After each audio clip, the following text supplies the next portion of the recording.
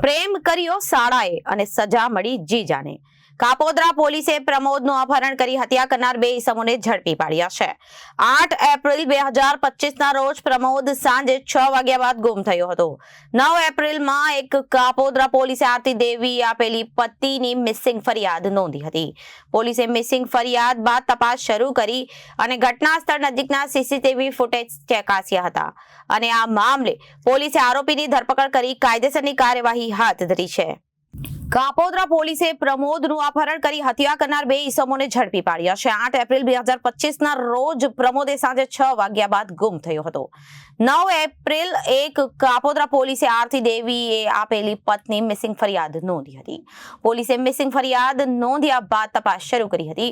ઘટના સ્થળના નજીકના CCTV footage પણ ચકાસવામાં આવ્યા હતા। 14 એપ્રિલે કાપોદ્રાની પોલીસને બાતમી મળી હતી કે પ્રમોદ ચૌધરીનું અપહરણ પ્રેમ પ્રકરણની મેટરમાં થયું છે। પ્રમોદ ચૌધરીનો સાળો ધનંજય યુવતીને ભગાડી લઈ ગયો હતો। પોલીસે આ ગુનામાં યુવતીના ભાઈ નિતેશ બેઈછા અને દીક્ષિત મકવાણાની ધરપકડ કરી છે। પ્રમોદનો સાળો નિતેશની બહેનને ભગાડી લઈ ગયો હતો। પોલીસે નિતેશની પૂછપરછ કરતા સામે આવ્યું હતું કે ધનંજય યુવતીને ભગાડી ગયો હોવાની જાણ થઈ હતી। પ્રમોદને નીતિશે તેના ગેરેજના માલિક મોહિત પરવડિયા અને તેના મિત્ર કપિલ જય દીક્ષિતને આ બાબતે જાણ કરી હતી। આ તમામે સાથે મળીને પ્રમોદનું અપહરણ કર્યું હતું।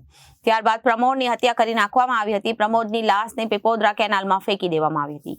ત્યારબાદ ઓલપાડના કારેલી ગામની સીમના કેનાલમાં પાણીમાંથી પ્રમોદની લાશ મળી આવી હતી। 9 એપ્રિલ 2025ના રોજ પ્રમોદની હત્યા થઈ ગઈ હતી। આ બાબતે ઓલપાડ પોલીસે પણ અકસ્માત મોતનો ગુનો દાખલ કર્યો હતો। પોલીસે આ ગુનામાં બાતમીના આધારે દીક્ષિતને ભાવનગરના પાલીતાણાથી ઝડપી પાડ્યો હતો અને તેમજ નિતેશ પ્રમોદનો અપહરણ કરી લઈ ગયા હતા અને બહેનને ક્યાંક તે પૂછતા મારામારી થઈ હતી।